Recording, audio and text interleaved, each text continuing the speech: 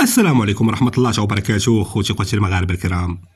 فيديو جديد ودائما صفحة مشرقة من صفحات تاريخ المغرب المجيد اللي كيتقرا في 148 جامعة عالمية واللي كيشكل عقدة شي وحدين. قالوا لك أن هاد باب المغاربة اللي كتشوفوا مروكو جيت ليست الأصلية، بل تمت إضافتها من إسرائيل بعد اقتحام المسجد الأقصى. قصة وهمية خيالية من قصصهم غردوا عليها من أقدم مصدر كيتكلم على باب المغاربة، هو هذا Our Work in Palestine، تكتب سنة 1873. أكرر، تكتب سنة 1873. ماذا يقول هذا المصدر؟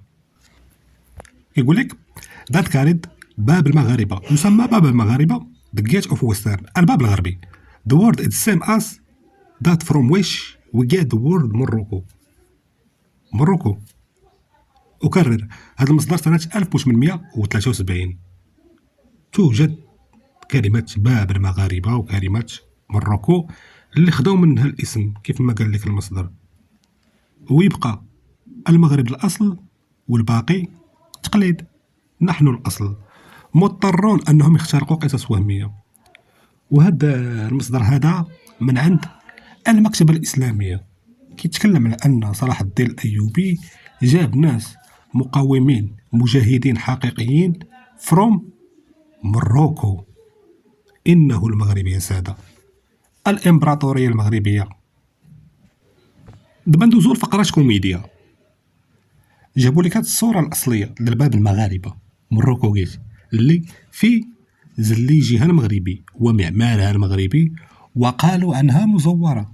وجابوا لنا الأخرى، هاد اللوحة القصديرية قال لك أنها هي الصحيحة. يا سبحان الله، الأصلي ولا مزور والمزور ولا أصلي. نشوفوا هاد الصورة اللي جابوا لنا هادي. إخواني أخواتي المغاربة الكرام، وش هي هادي الأصلية اللي قالوا عليها؟ لوحة قصديرية ممسوكة ب4 براغي، هي هذه الأصلية عندهم. هادشي علاش دائما كنقول لكم إخواني أخواتي المغاربة الكرام أن السلاح ديالهم رقم 1 هو إنكار الحقيقة والانطلاق في الكذب واختلاق قصص وهمية لا أساس لها من الصحة باش يزوروا تاريخ المغرب وينسبوه ليهم. ولكن فاش كيطيحوا في الفخ ديال الغباء والجهل، ويبقى المغرب هو الأصل والباقي تقليد. تاريخنا لا يدرس عبثا في 148 جامعة عالمية، ما كيجيوش كيدرسوه هكاك. يلا السلام عليكم. ديما مغرب الله الوطن الملك.